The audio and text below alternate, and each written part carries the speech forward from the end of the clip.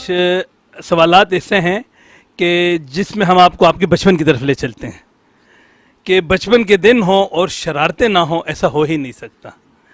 تو اپنی کوئی ایسی شرارت جو آج بھی یاد ہو اور جس پر بے ساختہ ہنسی آ جاتی ہو. بڑا مشکل سوال کر لیا بھائی. ویسے بھی آج کل یوٹیوب کے کلپ خود ایک شرارت بن چکے ہیں، وہ پھر اس کو میری شرارت کو پتہ نہیں کس کوئی رنگ دیں گے. خیر پوچھا ہی ہے تو ایک شرارت اس وقت مجھے یاد آ رہی ہے. میں اسکول سے جب آتا تھا، انگلش میڈیم اسکول تھا ہمارا، تو شام کے وقت جب میں آتا تھا تو والدہ ٹیوشن پڑھنے بھیجتی تھیں. تو مجھے بہت تکلیف ہوتی تھی ٹیوشن جاتے ہوئے. اسکول جاتے ہوئے بھی ہوتی تھی، بھی ٹیوشن جاتے ہوئے اور ہوتی تھی. تو میں اپنی ایک حماقت کہہ لیں اس کو، ایک دفعہ کیا ہوا، چھٹی کرنے کے لیے صوفہ پڑا ہوا تھا، تو صوفے کے پیچھے جا کے میں جیسے نماز میں سجدے میں جاتے ہیں نا، ایسے جا کے چھپ گیا. اور ٹیوشن 1 گھنٹے کے لیے جاتے تھے ہم، اور میں 3 گھنٹے وہاں چھپا رہا ہوں. تو والدہ تلاش کرتی رہیں، وہ مایوس ہو گئی، پتہ نہیں کہاں ہیں. تو جب مجھے یقین ہو گیا کہ چھٹی کا وقت بالکل ختم ہو گیا ہے، تو میں وہاں سے اٹھ کے آیا. اور وہ چھوٹی بہن تھی، اس پہ الزام لگا دیا، اس نے اتنی زور سے مجھے مارا ہے کہ میں وہاں پڑا ہوا ہوں 3 گھنٹے سے. ٹھیک ہے، تو خیر وہ تو بعد میں بتا دیا کہ ایسے ہی کہہ رہا تھا میں. لیکن اب حیرانگی ہوتی ہے کہ ٹیوشن میں اتنی تکلیف نہیں ہوتی، لیکن جتنا ٹیوشن کی چھٹی سے بچنے کے لیے جو تکلیف برداشت کی جا رہی ہے. تو اس سے اب پتہ چلتا ہے کہ بچوں کو جو 24 گھنٹے پڑھاتے ہیں نا، یہ کتنا بڑا ظلم ہے بچوں پر. تو بچوں کو کھیل کا ٹائم دینا چاہیے، ورنہ وہ بیچارے اس طرح کی حرکتیں کریں گے. ٹھیک ہے نا. صاحب بہت شکریہ. اصل میں یہ سوالات ہم اسی لیے کر رہے ہیں کہ مفتی صاحب یا ہمارے علماء کرام یا ہمارے بڑے جو سیاسی لیڈر ہیں، یہ بھی ہماری طرح کے انسان ہیں، ان کی بھی ایک پرسنل لائف ہوتی ہے، ان کی بھی زندگیوں میں اس قسم کی چیزیں آئی ہوئی ہیں. اس کا اچھا اور بہترین مقصد لیا جائے. اب آپ چونکہ جامعۃ الرشید میں ماشاءاللہ استاد العلماء ہیں، استاد ہیں، پڑھاتے ہیں بچوں کو، تو کسی بچے کی شرارت جو آپ کو محسوس ہوئی ہو کہ بچہ شرارت کر رہا ہے، یا آپ نے اگنور کیا یا اس کو اس کی پکڑ کی؟ اب آپ نے ایک دم سے سوال پوچھ لیا. اس وقت تو ایک بچے کا لطیفہ مجھے یاد آ رہا ہے، بڑا دلچسپ. تو ایک دفعہ میں چھوٹے بچوں کو پڑھا رہا تھا، بالکل چھوٹے چھوٹے بچے اعدادیہ کے جو ہوتے ہیں نا، مونٹیسری جسے آپ کہہ سکتے ہیں. تو میں نے ان سے پوچھا کہ بچوں کوئی ایسا لطیفہ سناؤ کہ مجھے ہنسی آ جائے. میں تھوڑا بچوں سے مزاح بھی کرتا ہوں، اور میں نے کہا مجھے ہنسا کے دکھاؤ. تو ایک بچے نے لطیفہ سنایا، میں نہیں ہنسا. دوسرے نے سنایا، میں اپنے اوپر قابو کر کے بیٹھا ہوا تھا نا کہ نہیں ہنسنا.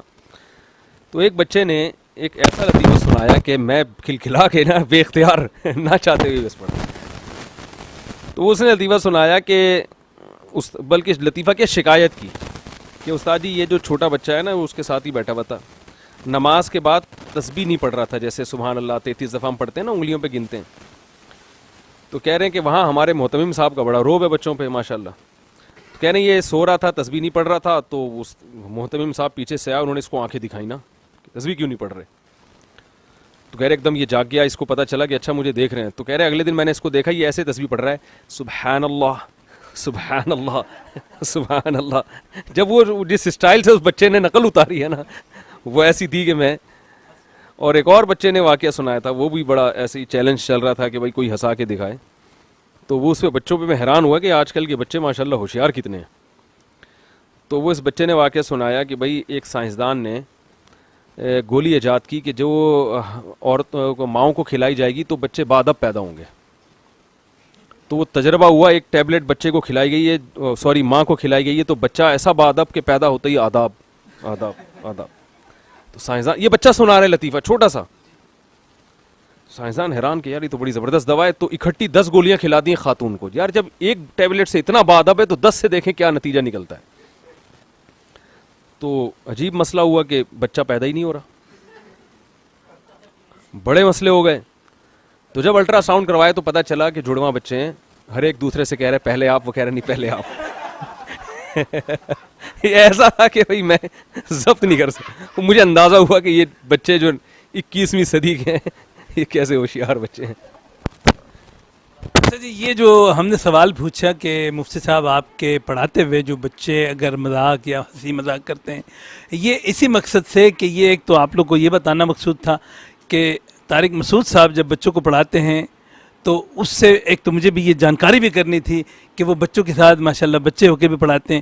میں مثال اس طرح دوں گا کہ خود میرے گھر میں ہماری بچے جو ہیں وہ طارق مسعود صاحب کو بڑا شوق سے سنتے ہیں, اور اس کی وجہ یہ وہ کہتے ہیں کہ مفتی صاحب جب بیان کرتے ہیں تو اس کے اندر ہمیں کہیں نہیں لگتا کہ ہمیں ڈانٹ پڑ رہی ہے, وہ حالانکہ وہ نیٹ پہ دیکھتے ہیں, اور وہ یہ کہتے ہیں کہ ساتھ ساتھ ہمیں کچھ نہ کچھ چٹکلا سننے کو مل جاتا ہے, اور وہ ساتھ میں چونکہ انوالو کرتے ہیں سننے والوں کو.